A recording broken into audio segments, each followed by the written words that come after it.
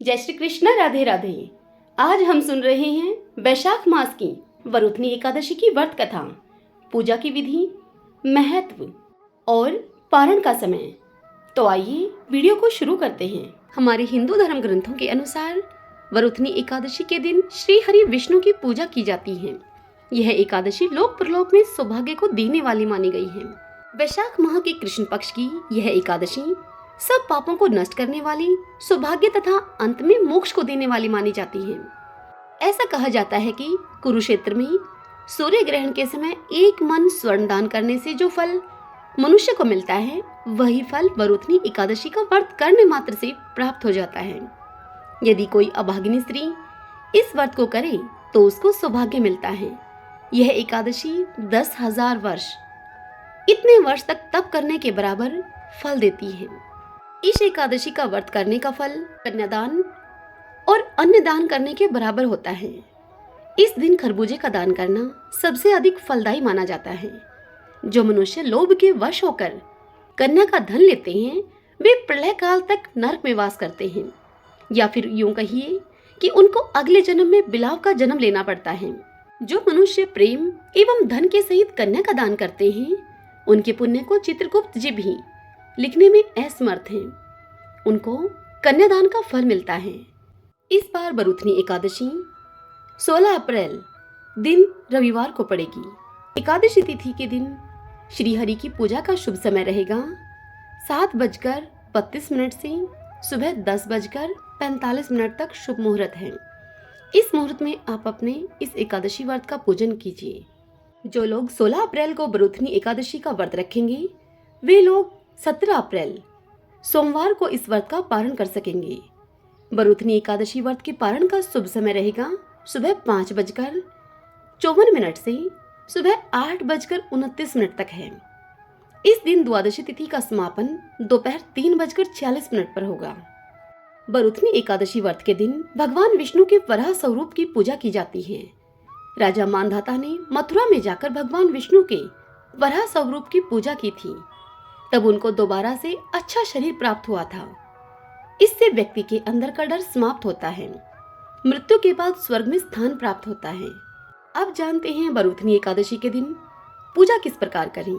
इस एकादशी के पहले दिन यानी कि दशमी तिथि की रात्रि में सात्विक और हल्का भोजन करें।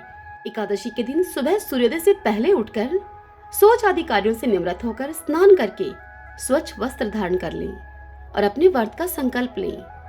तत्पश्चात श्री भगवान विष्णु को अक्षत, दीपक, नैवेद्य इन सभी सामग्रियों से विधि पूर्वक पूजन करें। घर के आसपास पीपल का वृक्ष हो तो उसकी जड़ में कच्चा दूध चढ़ाकर पूजा करें और वहां एक घी का दीपक जलाएं। साथ ही तुलसी जी का पूजन करें। इस दिन पूजन करते समय ओम नमो भगवते वासुदेवाय इस मंत्र का जप करते रहें। भगवान विष्णु को तुलसी अत्यंत प्रिय होती है। तुलसी जी के बिना विष्णु जी की कोई भी पूजा अधूरी मानी जाती है। लेकिन एकादशी को तुलसी पत्ते न तोड़ें। एकादशी के दिन चढ़ाने के लिए आप एक दिन पहले दशमी तिथि को ही तुलसी पत्ते तोड़कर रख लें। गंगा जल के समान तुलसी की पत्तियां भी बासी नहीं होती और यह पवित्र रहती हैं। तुलसी जी का पौधा पूजनीय होता है, इसलिए इसकी पत्तियां तोड़ते समय विशेष नियमों का पालन करना जरूरी होता है। हमारे शास्त्रों में बताया गया है कि तुलसी के पत्ते तोड़ने से पहले हाथ जोड़कर प्रार्थना करनी चाहिए। इस बात का भी ध्यान रखें कि पत्तियों को नाखून की सहायता से न तोड़ें। एकादशी के दिन भगवान को कुछ भी अर्पित करें, कुछ भी भोग लगाएं। भगवान को विशेष रूप से तुलसी का पत्र, तुलसी दल उसमें जरूर रखें। आप अकेले तुलसी दल को भी अर्पित कर सकते हैं। इससे भगवान आप पर अति प्रसन्न होंगे। इस दिन रात्रि में पुनः भगवान श्री विष्णु और माता लक्ष्मी की पूजा तथा अर्चना करें। पूरे दिन श्री विष्णु का स्मरण करें। रात में भगवान श्री विष्णु का ध्यान, कीर्तन आदि करते हुए इस रात्रि का जागरण करें। एकादशी के अगले दिन यानी कि द्वादशी को व्रत खोलने से पहले पुनः श्री भगवान विष्णु का पूजन करें और फिर किसी योग्य ब्राह्मण या गरीब व्यक्ति को भोजन आदि कराएं और उन्हें दान दक्षिणा देकर संतुष्ट करें। तत्पश्चात अपने इस व्रत का पारण करें। पारण के समय शुभ मुहूर्त का अवश्य ध्यान रखें।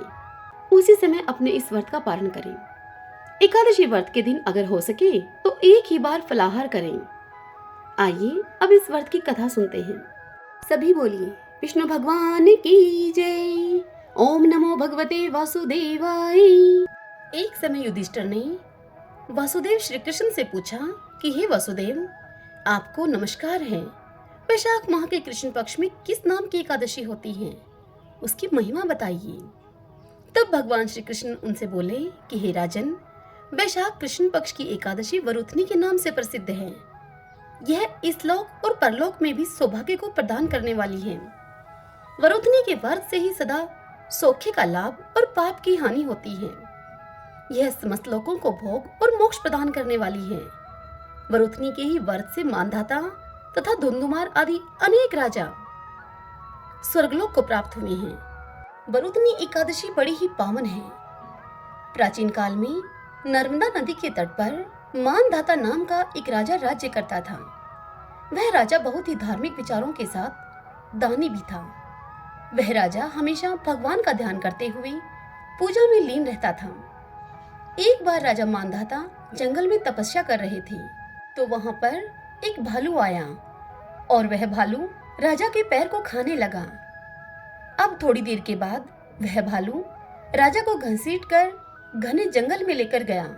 तब राजा ने घबराकर तामस धर्म के अनुकूल हिंसा क्रोध न करके भगवान विष्णु से प्रार्थना की। भक्त वत्सल भगवान वहां प्रकट हुए तथा भालू को चक्र से उन्होंने मार डाला। राजा का पैर भालू खा चुका था। इससे राजा बहुत ही शोकाकुल हुए।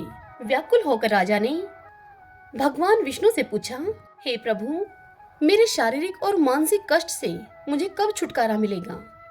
तब भगवान विष्णु ने उससे कहा कि हे राजन, यह तुम्हारे पूर्व जन्म का अपराध था। अब तुम मथुरा में जाकर श्रद्धा पूर्वक वरुथनी एकादशी का व्रत रखो और मेरे वराह अवतार की पूजा करो। इस व्रत के प्रभाव से एक बार फिर तुम पहले की तरह हो जाओगे। तब राजा ने भगवान को प्रणाम किया और मथुरा चले गए और वहां जाकर राजा मानधाता ने भगवान की श्रद्धा पूर्वक आराधना की। इस व्रत के प्रभाव से उन्हें अपना पैर वापस मिल गया और उन्हें हर तरह के दुखों से छुटकारा मिल गया। अनंतो गत्वा वे स्वर्गलोक को प्राप्त हुए। हे धर्मराज, जो 10,000 वर्षों तक तपस्या करता है उसके समान ही फल वरुथनी के व्रत से भी मनुष्य प्राप्त कर लेता है। हे नृपश्रेष्ठ, घोड़े के दान से हाथी का दान श्रेष्ठ है। भूमिदान उससे भी बड़ा है। भूमिदान से भी अधिक महत्व तिल के दान का है। तिल दान से बढ़कर स्वर्ण का दान और स्वर्ण दान से बढ़कर अन्न दान है, क्योंकि देवता, पितृ तथा मनुष्यों को अन्न से ही तृप्ति होती है। विद्वान पुरुषों ने कन्यादान को भी अन्नदान के ही समान बताया है। कन्यादान के तुल्य ही धेनु का दान है। यह साक्षात भगवान का कथन है। अब तक बताए हुए सब दानों से सबसे बड़ा विद्या का दान है। मनुष्य वरुथनी एकादशी का व्रत करके विद्या दान का भी फल प्राप्त कर लेता है। जो लोग पाप से मोहित होकर कन्या के धन से जीविका चलाते हैं, वे पुण्य का क्षय होने पर यातना में नरक में जाते हैं। अतः सर्वथा प्रयत्न करके कन्या के धन से बचना चाहिए। उसे अपने काम में नहीं लाना चाहिए। जो मनुष्य अपनी शक्ति के अनुसार आभूषणों से विभूषित करके पवित्र भाव से कन्या का दान करता है, उसके पुण्य की संख्या बताने में चित्रगुप्त जी भी असमर्थ हैं। वरुथनी एकादशी करके भी मनुष्य उसी के समान फल प्राप्त करता है।